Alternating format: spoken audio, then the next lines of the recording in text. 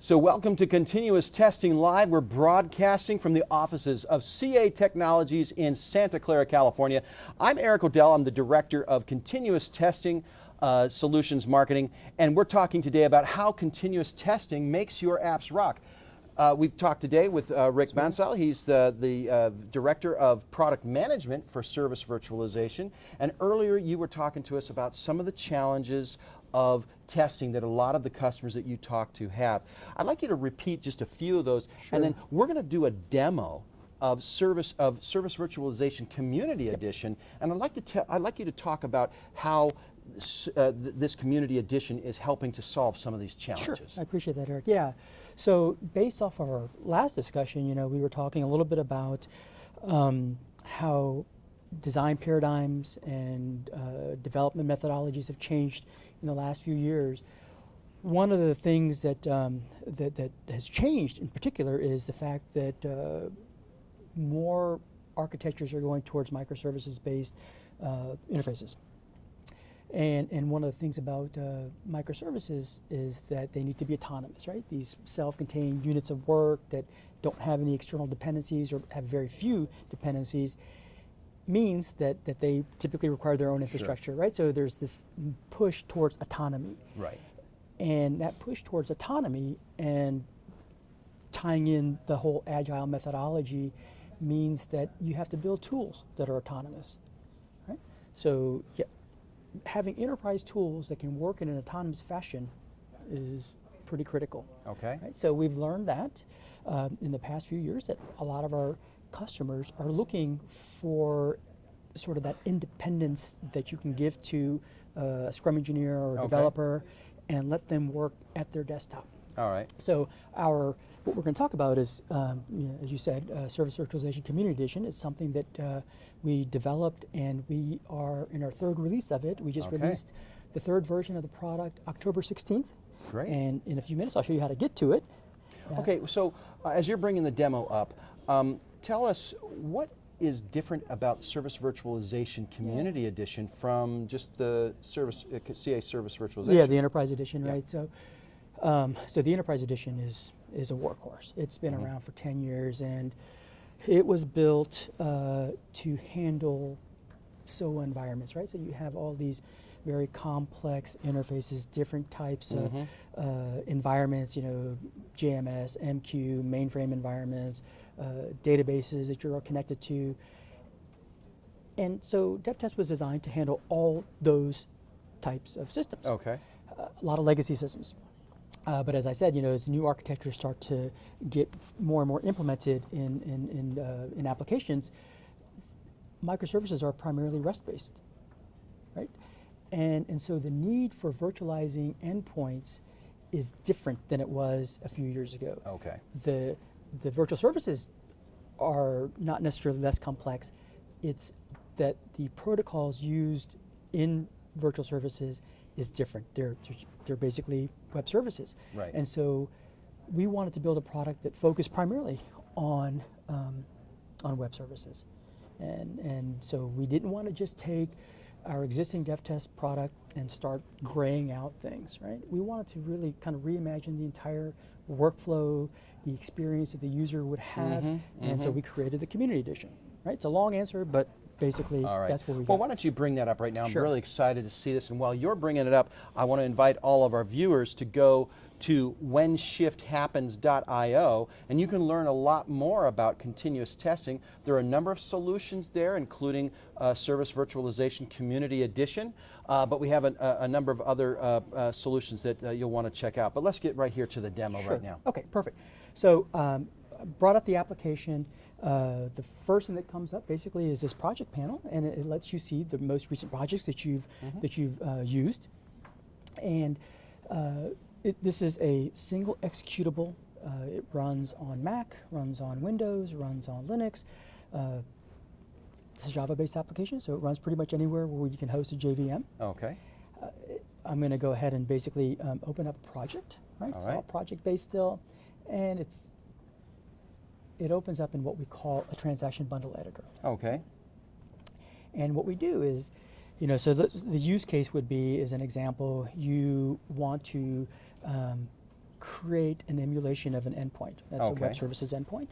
And you want to be able to create that in a variety of different ways, right? So the most common ways of creating, we'll start off with a brand new bundle, in fact, right? So we'll create a brand new bundle, that way you can see this splash screen. So we have this ability to go ahead and basically create a virtual service from design specs, right? So you could consume a Swagger or a WSDL. Okay.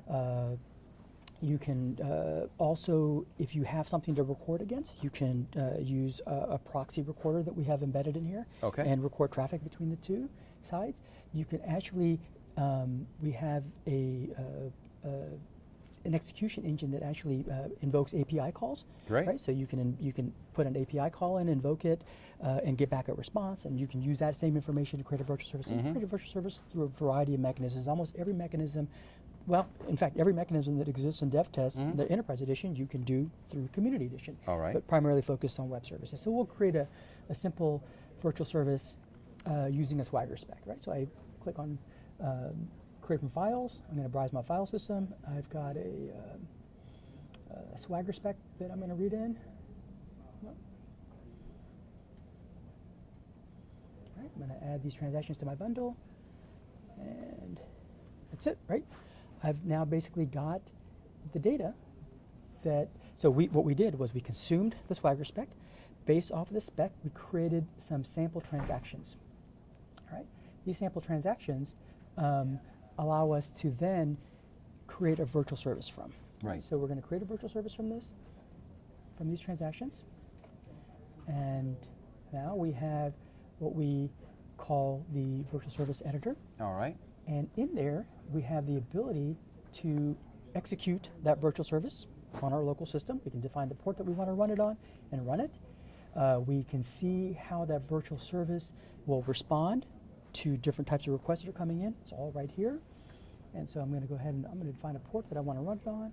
We'll run it on 8200 as an example. And we'll run it. Okay, so now it's running. Right? We have a little icon down here that tells us that this virtual service is running. And now let's just say we want to test it. Right? So we'll come in here and we'll basically run this. And I'm going to just change the host that I want to execute this against. And it's port 8200, I believe, is what I used. And I'm going to. So now, while you're doing that, Rick, tell me, Yes. who's the typical user of the Community Edition? Typical user would be anybody, well, it could be a QA engineer that's Yes. in a COE, but most likely it's going to be, a testing resource, a development resource within the Scrum team, right? Because again, we talked about autonomy, them wanting Right. autonomy, and so this is really designed to run on the desktop, I see. sort of in this individual fashion. Now we do have this ability to export out the developments that are done in this workstation Right. to the community, to the Enterprise Edition. Okay. Right. So if you build something in CE, you can very easily share it with the enterprise. Okay, that's great. So I just ran this transaction, and if we come and look, we can see that this transaction ran, and we can see that we can see how it was matched. I mean, there's lots of features and functionality built into the product that's very similar to the DevTest Enterprise product, just in a form factor that's conducive to running on a desktop. Okay. Tell me all the benefits that they're going to receive from using this. Well, most importantly, they have autonomy, right? They can work offline. They don't have to be connected to any sort of infrastructure. They don't need a registry. They don't need a VSE. They don't need anything else that would typically be required for the Enterprise Edition. It runs on a very minimal footprint, right? So you can run this. The download is less than 300 megabytes. Great. It runs on a 2-core CPU, less than a gig of RAM. Right? Very basic requirements for a hardware platform. And it lets you run this, again, in individualized fashion. Okay. Right? And then you can, again, export the content out to something that can be shared across the enterprise if you choose to. Okay. And it lets people get invested in taking advantage and learning the benefits of service virtualization without having to invest heavily in technology. Great. Because it's a simple interface, hopefully, right, for people to be able to use. Very good. Right. Anything else to show? I would like to show how to get to it. Let's go to All that. right, perfect. So you simply, it's free to use for as long as you want. You just go to this URL right here. You can see that. It's ca.com/us/trials/c-service-service-virtualization-community-edition.html. Simply register. Mm-hmm. You provide your name, phone number, and hit start now. And how quickly can they get up and using this once they've done this? We've had people that have gotten value on the product in a matter of minutes. That's incredible. Literally minutes. That's great. Yeah. Well, Rick, thank you very much for So this much, demo. I Eric. appreciate Thank you you. coming by for this. And if you want to learn more about Service Virtualization Community Edition, we encourage you to go to the URL that Rick shared, but also we want you to go to whenshifthappens.io. You're going to learn a lot of information there about continuous testing. And so for Continuous Testing Live, this is Eric O'Dell and Rick Bansal, and we'll see you next time.